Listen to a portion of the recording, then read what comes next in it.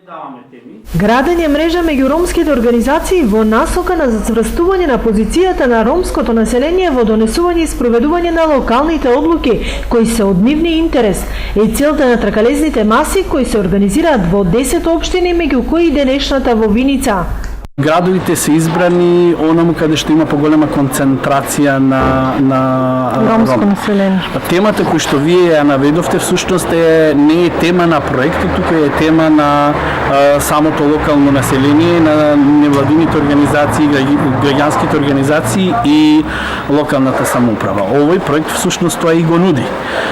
Се обидува да воспостави мрежа на ромски граѓански организации со кои што има за цел да ги вклучи ромската заедница во носењето на локалните одлуки, заедно да го одлучуваат приоритетите на кои што ќе треба локалната самоуправа да работи и заедно да го спроведуваат она за кој што ќе се договорат низ процесот на донесување на одлуки. Покрај ова што ние го правиме, значи покрај овие 20 тркалезни маси, за цел има и да се зајакнува граѓанскиот сектор преку организирање на различни обуки.